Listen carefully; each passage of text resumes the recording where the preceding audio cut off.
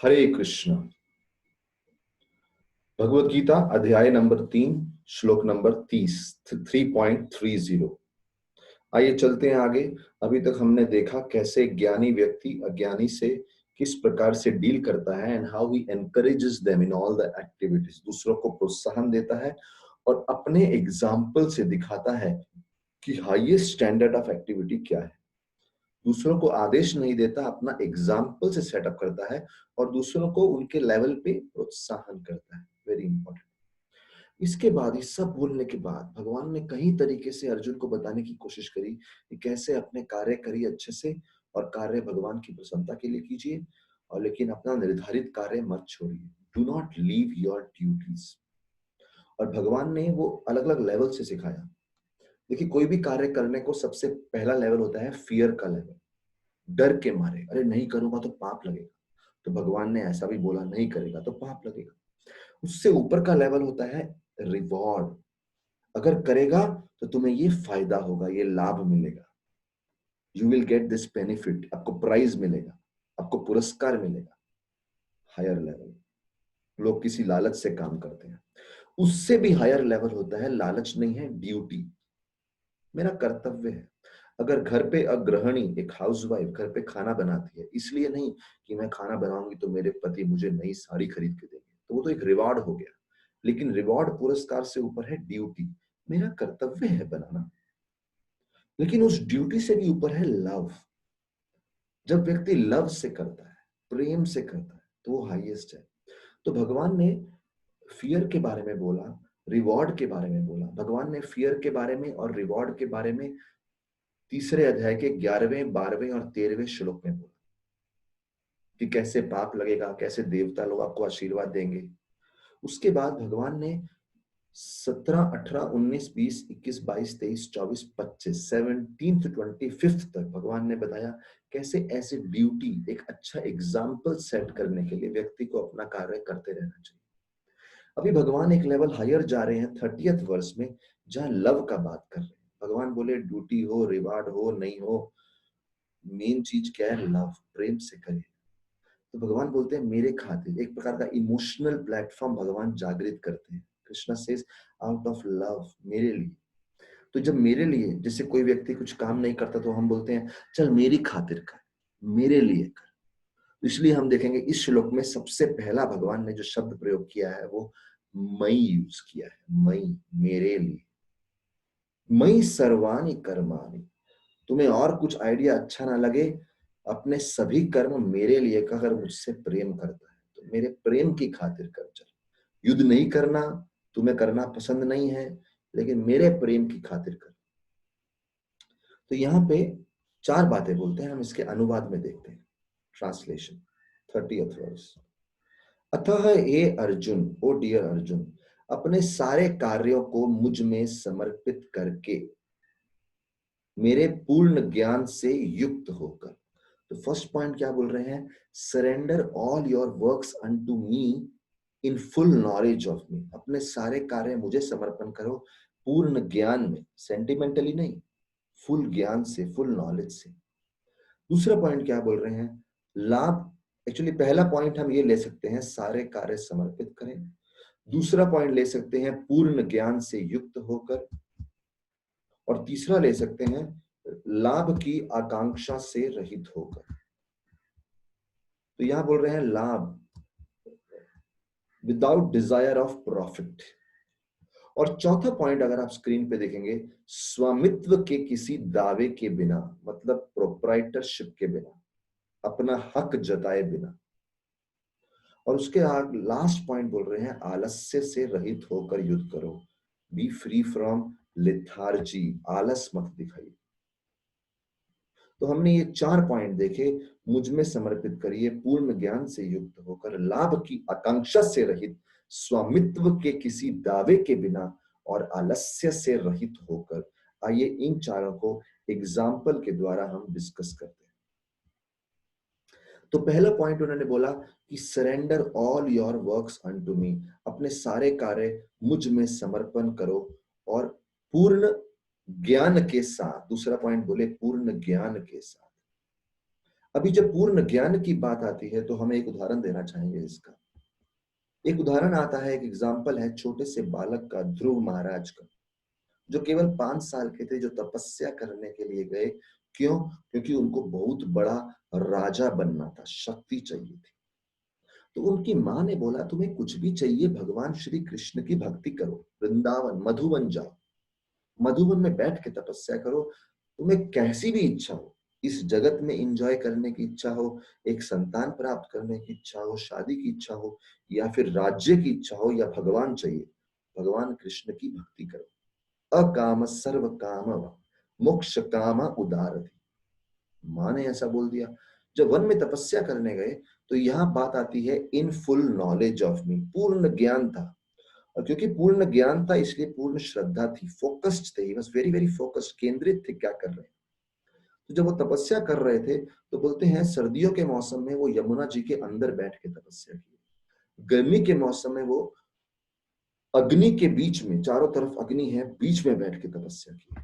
तो जब ऐसी तपस्या कर रहे हैं अग्नि में, बारिश में, सर्दी के मौसम में, अलग अलग समय में, तो देवता लोग चिंतित हो गए कि अगर ये इतनी तपस्या करके भगवान कृष्ण को संतुष्ट कर देंगे तो कहीं भगवान कृष्ण हमारी गद्दी इसको ना दे दे।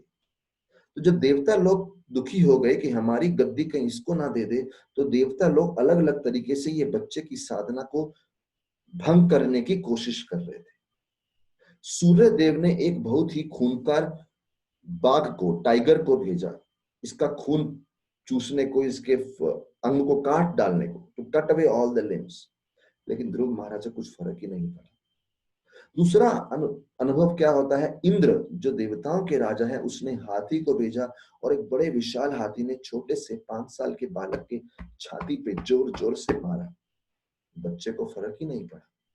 ब्रह्मा जी ने परीक्षा लेने की कोशिश की, वरुण ने परीक्षा लेने की कोशिश की, बड़े भयानक भयानक सांपों को भेजा, इसकी साधना को फर्क ही नहीं पड़ा। और तब ध्रुव महाराज बोलते हैं कि जो व्यक्ति भगवान श्री कृष्ण की साधना भक्ति बहुत ही तीव्रता से, बहुत ही केंद्रित होके, फोकस्ड होके तीव्रता से करता है, उसको 10,000 10 लाख सांप सांप भी आ जाए उसको प्रभावित नहीं कर सकते, उसको हानि नहीं कर सकते। इतना तीव्रता से भगवान में एब्जॉर्प्शन होना चाहिए।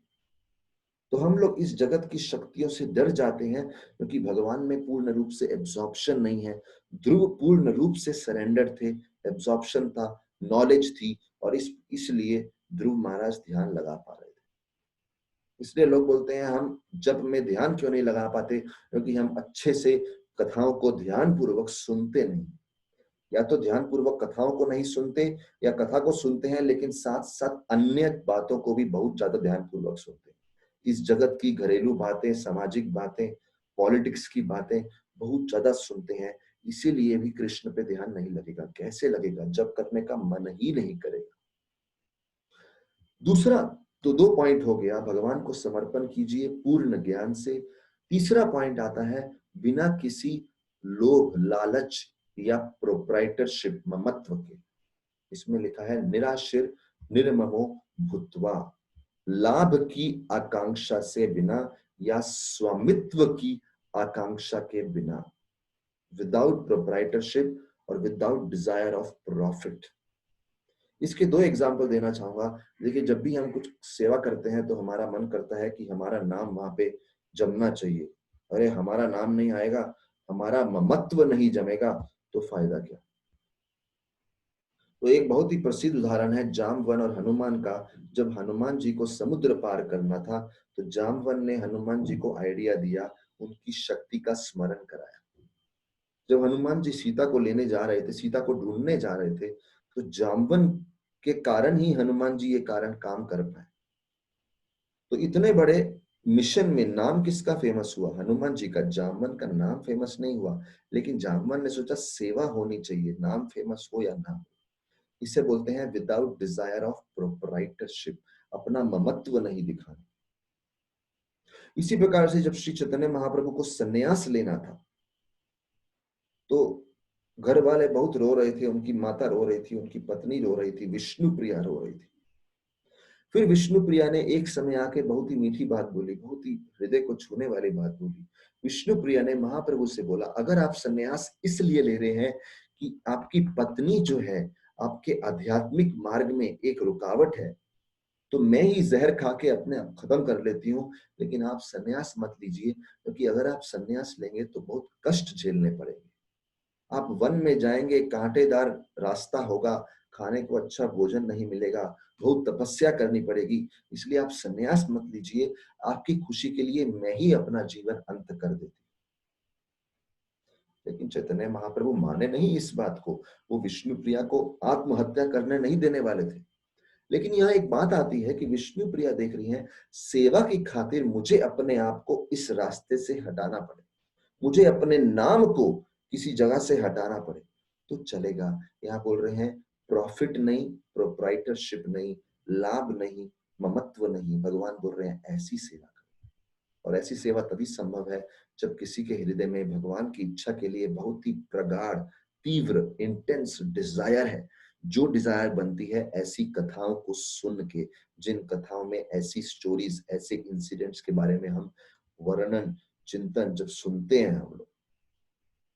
और उसके बाद चौथा पॉइंट आता है, लेथार्जी के बिना, विदाउट एनी लेजीनेस, आलस्य के बिना।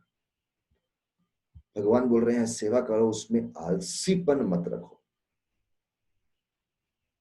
और इसमें फिर से उदाहरण आता है, एक उदाहरण देना चाहूंगा, गुंडीचा मार्जनम का।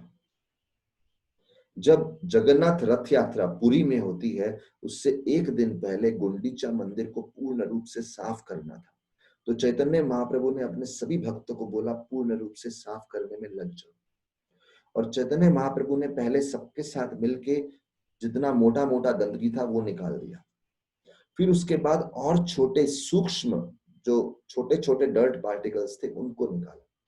फिर उसके बाद और कोने में जाके, कोने कोने में, दरवाजे के पीछे, खिड़की के पीछे, दीवार के पीछे, छोटे छोटे कोने से कण को निकाला।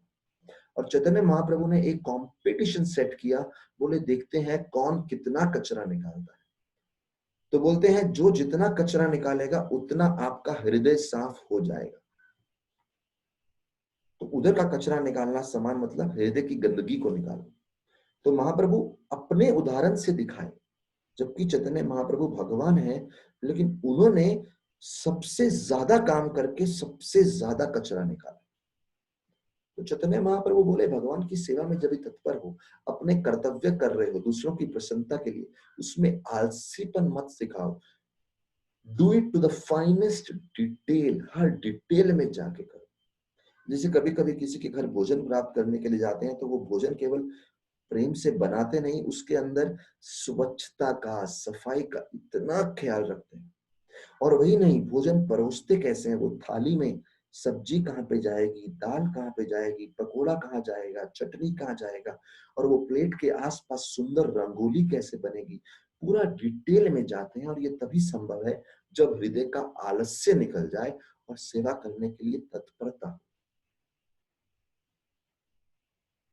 और इसका एक और उदाहरण आता है जयानंद प्रभु का, जो प्रभुपाद जी के शिष्य हुए। जब प्रभुपाद जी के शिष्य जयानंद प्रभु, उनकी महानता क्या हुई कि पूरे इस्कॉन में रथ यात्रा को फेमस करने में उनका बहुत बड़ा हाथ था। अपने हाथों से जगन्नाथ जी का रथ बनाया करते थे। तो जब उनको कैंसर हो गया जीवन में और वो मरने ही वाले थे, उनका शरीर त्यागने वाले थे, अंतिम समय चल रहा था उनका, बहुत पीड़ित थे, कभी कभी ही कुर्सी से उठ पाते थे, हमेशा व्हील चेयर पे रहते थे, लेकिन फिर भी सेवा को बहुत तत्पर रहते थे, आलस्य नहीं था। एक दिन उनसे एक भक्त मिलने के लिए गए हॉस्पिटल में। जब हॉस्पिटल में मिलने गए तो देखा वो जमीन पे लेटे हुए हैं। तो ये भक्त ने कुछ विचार नहीं किया, भक्त ने देखा जो बेड है पेशेंट का वो तो खाली है, ये उस बेड के ऊपर जाके बैठ गए, जो मिलने गए थे व्यक्ति। जैसे ही ये बैठने लगते थे, जयानंद प्रभु जो नीचे बैठे थे, उन्होंने बोला रुक जा रुक जा रुक जा, अरे वहां मत बैठो। तो भक्त को लगा अरे बेड खाली पड़ा है, क्यों नहीं बैठे। फिर उन्होंने देखा कि बेड के सिरहाने के पास, पिलो के पास प्रभुपाद जी का फोटो रखा है, मानो प्रभुपाद जी को लेटाया हो इस बिस्तर पे। तो जयानंद प्रभु बोले, जब मैं हॉस्पिटल में आया और मैंने ये बढ़िया बेड देखा, तो मैं सोचा मैं तो जीवन में कभी इतने फैंसी बेड पे नहीं लेटा, इतने कोमल, इतने बढ़िया गद्दे पे नहीं लेटा। मैं तो मंदिर में जमीन पे ही सोता हूँ, तो यहाँ पे भी जमीन पे सोऊंगा। इतना हाई क्लास बेड तो मेरे गुरु महाराज के लिए होना चाहिए। तो उन्होंने मानसिक रूप से, मेंटल ऑफरिंग के रूप से गुरु महाराज की तस्वीर को अपने बिस्तर पे रख दिया, सेवा के लिए तत्पर। और ऐसे ही जब वो बीमार थे, अपने अंतिम दिनों में थे, 15 दिन, उनकी मृत्यु से कुछ 15 दिन या महीना पहले बहुत बड़ा रथ यात्रा होने वाला था, और उस रथ यात्रा का प्रमोशन करने में कोई सहायता नहीं कर रहा था। कर रहे थे लोग, लेकिन ढीला ढाला काम कर रहे थे। जयानंद प्रभु ने क्या किया, जयानंद प्रभु अपने हॉस्पिटल में अपनी कुर्सी में बैठे हुए उन्होंने ऐसे ऐसे आइडिया लगाए और ऐसे ऐसे लोगों को एनकरेज किया। वहां कुर्सी में बैठे हुए ही उन्होंने उस रथ यात्रा को सबसे सक्सेसफुल रथ यात्रा कर दिया। इच्छा होनी चाहिए, हिम्मत होनी चाहिए, डिजायर होनी चाहिए, आलस्यपन नहीं होना चाहिए।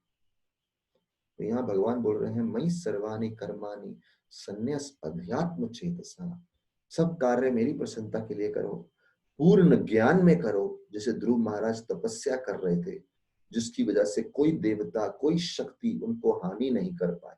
कोई शनि, कोई राहु, कोई Ketu, any of the planetary energies could not harm. तीसरा, जब करते हो तो प्रॉफिट या प्रोप्राइटरशिप, लाभ और ममत्व की इच्छा मत रखो। और चौथा पॉइंट आता है, आलस्य से मुक्त होके करो, गिव अप लेथार्जी। जितना हम ये क्वालिटीज को अपने हृदय में डालेंगे, उतना भगवान को क्लोज हो जाएंगे। और हम सबे प्रयत्न करना है हम सबको इस मार्ग पे चलने का। आइए आगे देखते हैं इसमें क्या बोला है गीता के अगले श्लोक में। श्लोक नंबर 31 में दिया है, ये में मतम इदम नित्यम अनुतिष्ठन्ति मानवा श्रद्धावंतो अनसूयन्तो मुच्यन्ते ते अपि कर्म भी। यहां बोल रहे हैं, जो व्यक्ति मेरे आदेशों के अनुसार अपना कर्तव्य करते रहते हैं। तो यहाँ 31 और 32 श्लोक में, इससे पहले मैं ये पढ़ूं आगे, 31 में भगवान बोलते हैं, मेरे आदेशों का पालन अगर श्रद्धा पूर्वक करेंगे तो क्या बेनिफिट मिलेगा। Benefit of following the instructions, आदेशों को पालन करने का लाभ। और 32 में बोलते हैं, आदेशों को ना पालन करने का नुकसान क्या है। सो 30th में बोला कि प्रेम के लिए मेरी सेवा करो। अगर प्रेम नहीं भी है तो धीरे धीरे सेवा करते करते प्रेम आ जाएगा।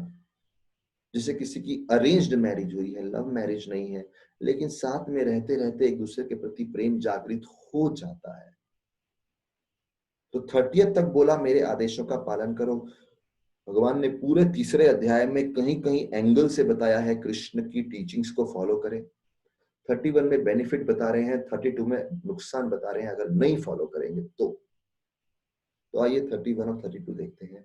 जो व्यक्ति मेरे आदेशों के अनुसार अपना कर्तव्य करते रहते हैं, तो भगवान बोल रहे हैं जो ऐसा करेंगे क्या होगा। और दूसरा बोल रहे हैं, ईर्ष्या रहित होकर।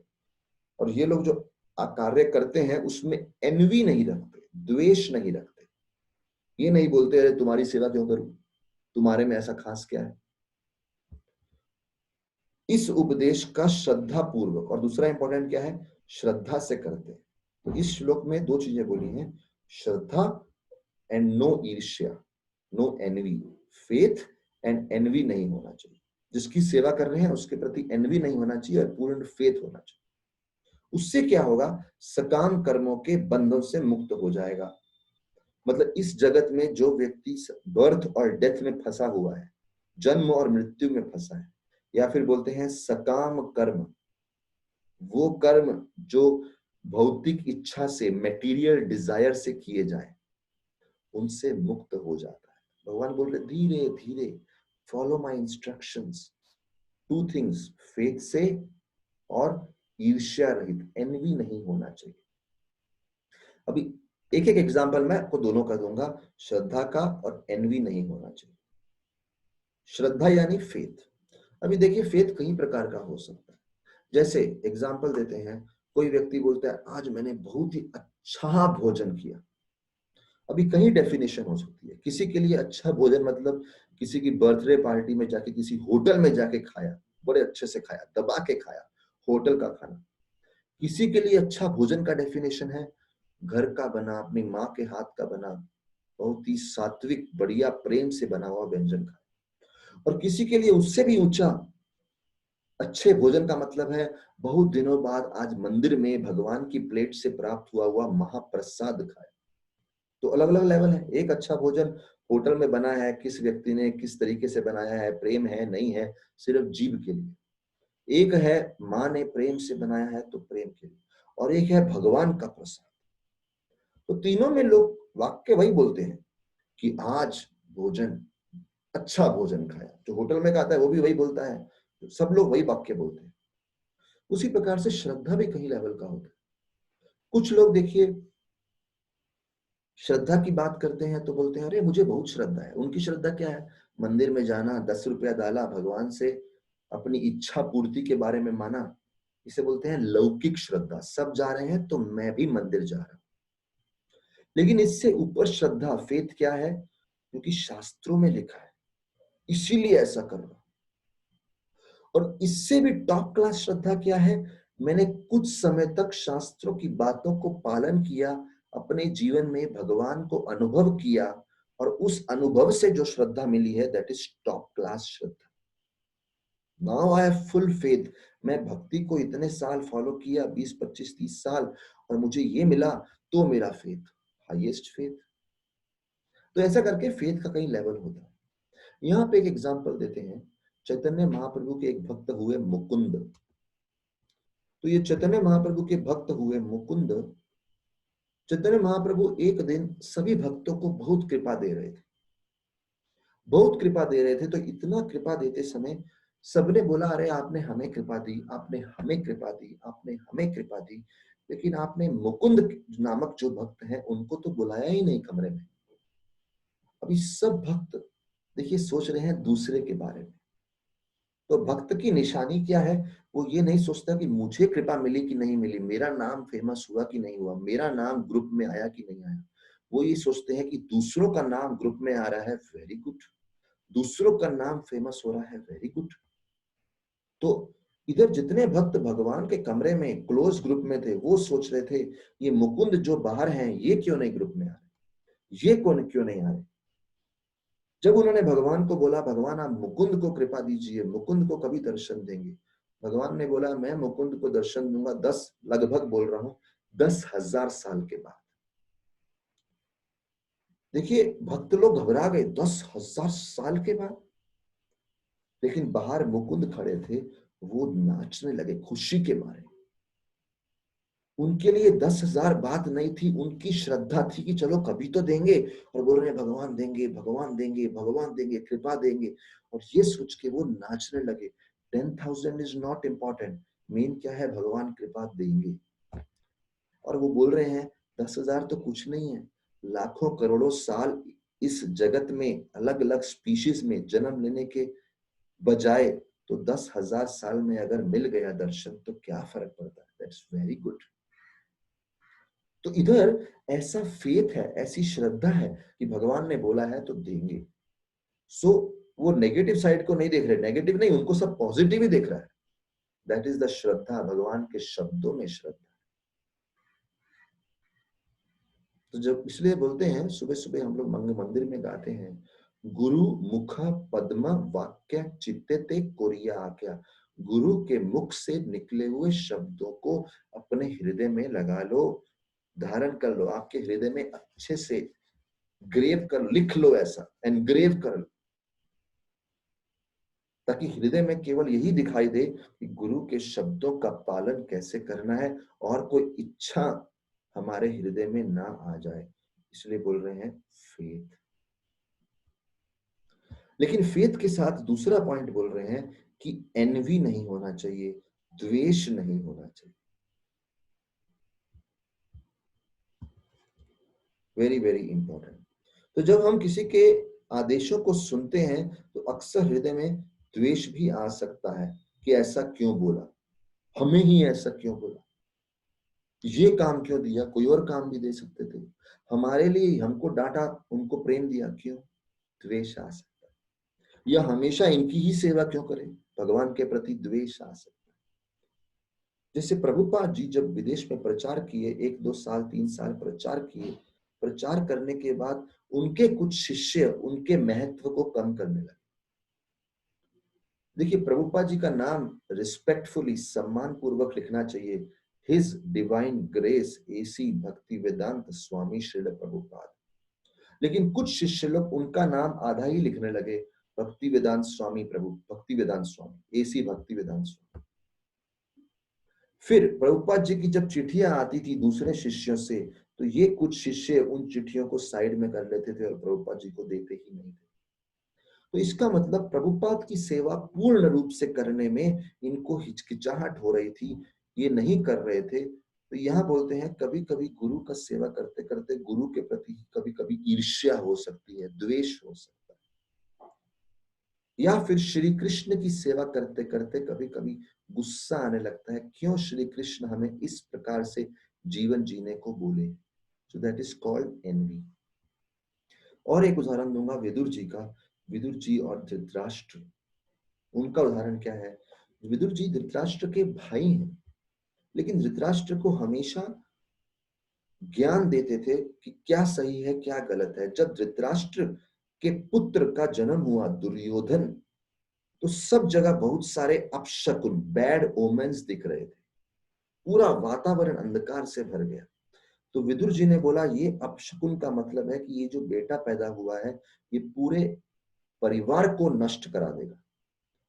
लेकिन धृतराष्ट्र को विदुर जी की बात अच्छी नहीं लगी, उनको विदुर जी से ही ईर्ष्या, द्वेष, एनवी होने लगी कि ऐसी कड़वी बात क्यों बोल रहे। तो कभी कभी कोई हमें कड़वी बात बोलता है हमारे फायदे के लिए, हमको उनसे एनवी होने लगती है, द्वेष होने लगता है। ये हमारे अंदर की बीमारी है। आइए देखते हैं इसके बारे में भगवान 32 नंबर श्लोक में क्या लिखते हैं। यह लिखा है, जो ईर्ष्यावश, those who out of envy, इन उपदेशों की उपेक्षा करते हैं, निग्लेक्ट करते हैं अच्छी इंस्ट्रक्शंस को। कभी कभी हमारा भाई, हमारा गुरु भाई, हमारा मित्र हमारे दोष निकाल के हमें बोलता है भैया सुधर जाओ, ये आपके लिए उत्तम नहीं है। तो हमको लगता है शायद इस व्यक्ति को हमसे ईर्ष्या हो रही। तो यहाँ लिखा है ईर्ष्यावश इन उपदेशों की उपेक्षा, उपेक्षा यानी निग्लेक्ट करता है और इनका पालन नहीं करता, उन्हें समस्त ज्ञान से रहित, दिग्भ्रमित तथा सिद्धि के प्रयासों में नष्ट भ्रष्ट समझना चाहिए। इसका सिंपल मीनिंग क्या है? ऐसा व्यक्ति जीवन में बर्बादी की तरफ जा रहा है। जैसे धृतराष्ट्र को उसके भाई विदुर जी ने समझाया था, लेकिन धृतराष्ट्र को लगा विदुर को मुझसे जलन हो रही है। धृतराष्ट्र ने उनकी बात नहीं सुनी और धृतराष्ट्र का पूरा परिवार नष्ट हो गया। युद्ध में 100 के 100 पुत्र मर गए और धृतराष्ट्र की भी अधमगति हुई। धृतराष्ट्र भी आसक्ति में बने रहे। तो ये देखते हैं हम, जीवन में बर्बादी हुई क्योंकि ईर्ष्यावश इन उपदेशों की उपेक्षा करते रहे। तो 32 जो नंबर श्लोक है, इसमें बता रहे हैं कि अगर भगवान के या उनके प्रतिनिधि, रिप्रेजेंटेटिव्स, गुरु के, भक्तों के उपदेशों का पालन नहीं करेंगे तो नुकसान क्या होगा। अभी चलते हैं हम श्लोक नंबर 33 पे। 33 में क्या लिखा है?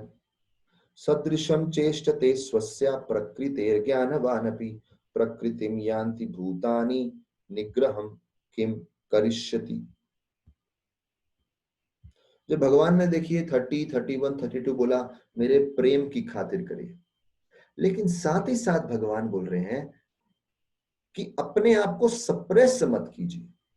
देखिए कभी कभी लोग भक्ति में आते हैं, अध्यात्म में आते हैं, तो लोगों को लगता है कि हम यहाँ पे सिखा रहे हैं कि अपने सभी इच्छाओं को दबा डालो। नहीं, इच्छाएं दो प्रकार की होती हैं, एक होती हैं वासनाएं, एक होती हैं स्वभाव।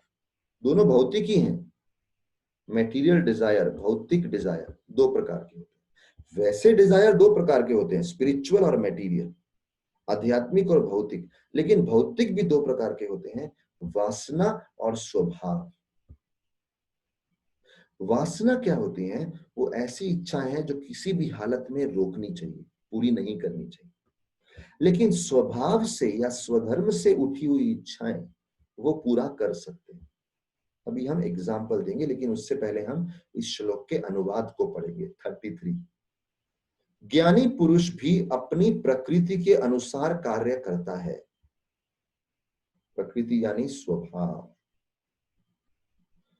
ज्ञानी पुरुष, तो ज्ञानी मतलब जिसको मालूम है श्री कृष्ण भगवान है, श्री कृष्ण की सेवा करनी चाहिए, लेकिन वो अपने स्वभाव के अनुसार कार्य करता है। क्योंकि सभी प्राणी तीनों गुणों से प्राप्त अपनी प्रकृति का ही अनुसरण करते हैं, भला दमन से क्या होगा। बहुत ही महत्वपूर्ण श्लोक है। दमन यानी सप्रेस, दबाना।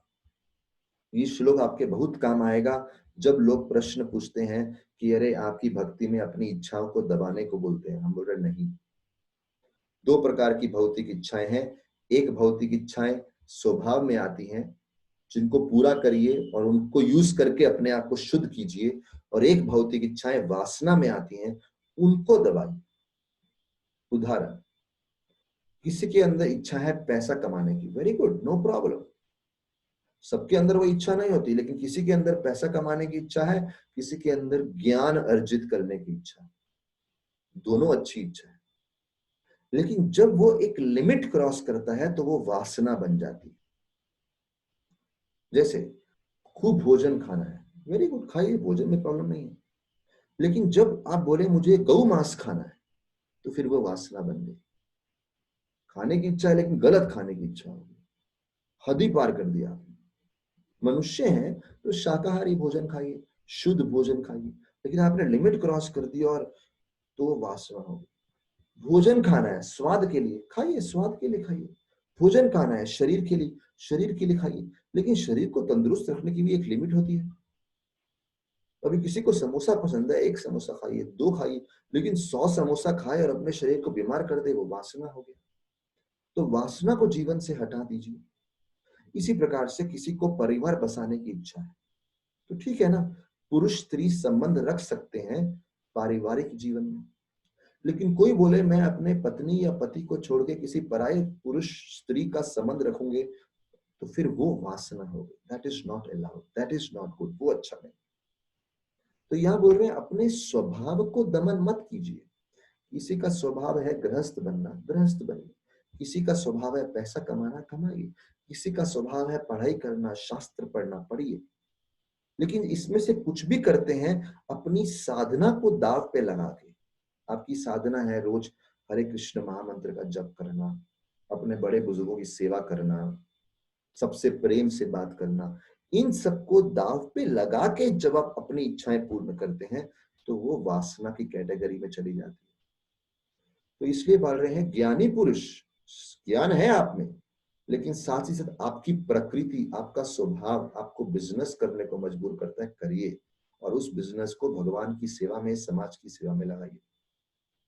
अगर आपकी प्रकृति आपको डॉक्टर बनने को मजबूर करती है, बनिए, नो प्रॉब्लम। आपकी प्रकृति क्रिकेट खेलने को मजबूर करती है, करिए, लेकिन साथ ही साथ लिमिट में करिए। क्योंकि मेन क्या है, धीरे धीरे ज्ञान को बढ़ाना है और भगवान कृष्ण को प्राप्त करना है। तो यहाँ भगवान दमन करने को नहीं बोल रहे। और इसीलिए अगला श्लोक बड़ी अच्छा तरीके से बोल रहे हैं,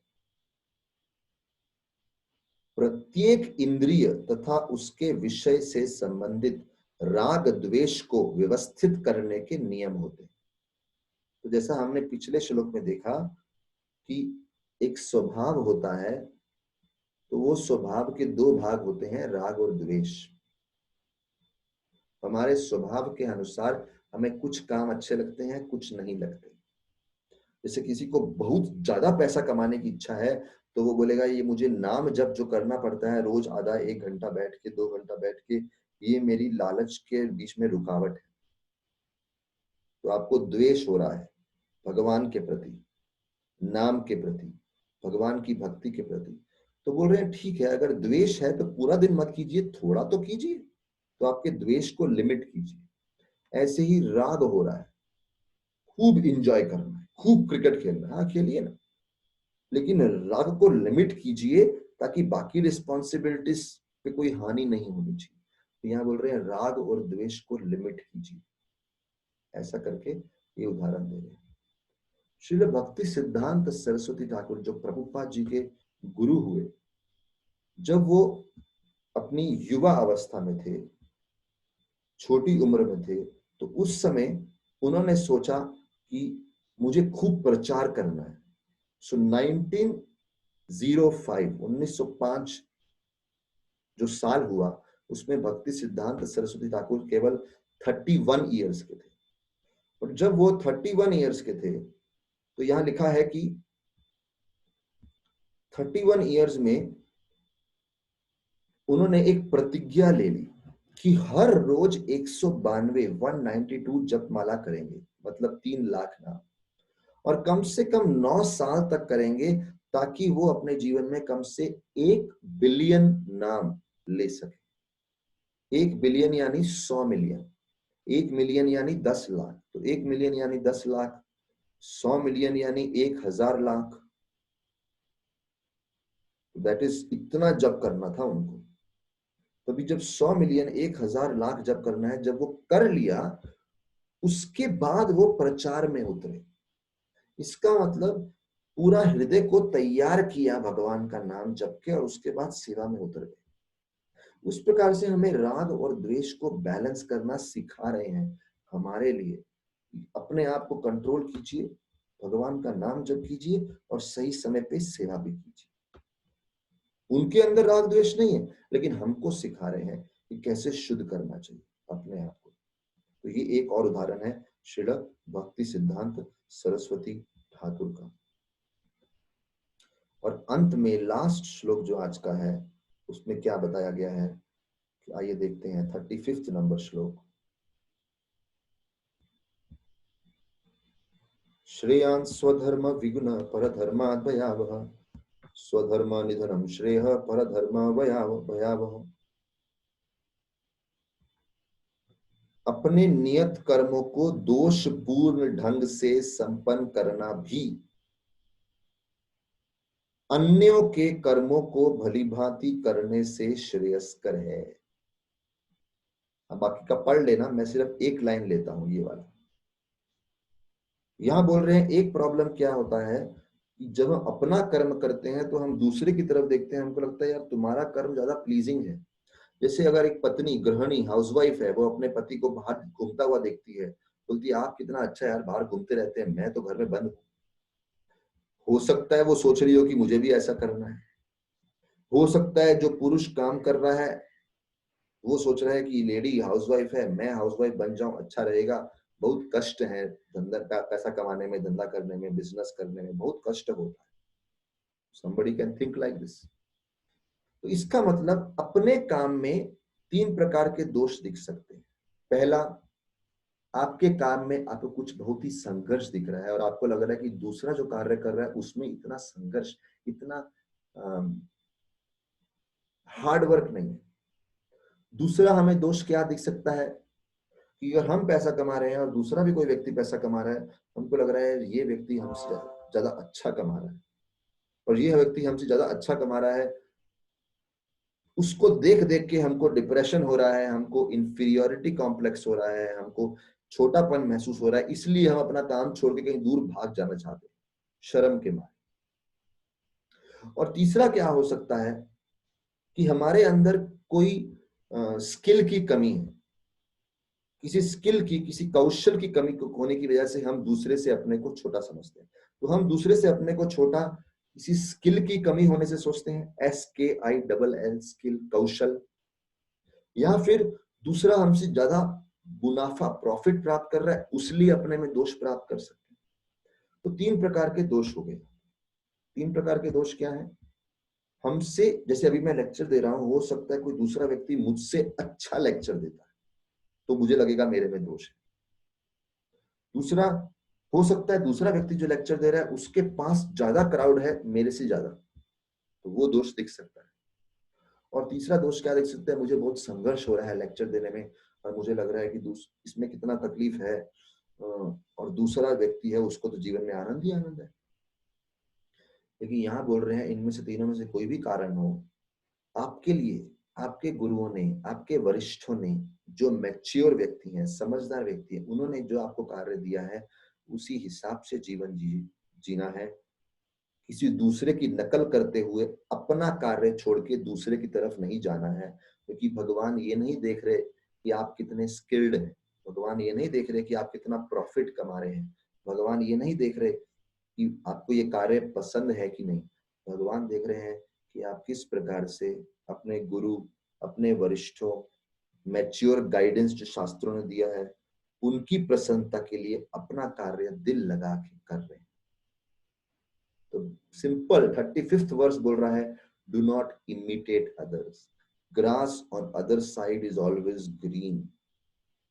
अगर किसी की शादी एक परिवार में हुई है, वो सोचे कि अरे दूसरे के परिवार में ज्यादा आनंद लग रहा है, काश मेरी शादी वहां हुई होती। नहीं, जो आपको मिला है आपकी किस्मत के अनुसार, आपके लिए निर्धारित किया गया है, उसमें अपना सर्वस्व, अपना दिल लगा के काम करो, दूसरों को इमिटेट मत करो। ये भगवान के इस श्लोक का सार है। तो हमने आज 6 श्लोकों में चर्चा करी, 30 से 35, जिसमें भगवान ने पूर्ण रूप से हमको लॉकडाउन कर दिया कि काम आपको अपना निर्धारित काम करना है, योर प्रिस्क्राइब ड्यूटी, भगवान की प्रसन्नता के लिए करना है। करेंगे तो क्या मिलेगा, नहीं करेंगे तो क्या नुकसान होगा। Thank you very much. Hare Krishna.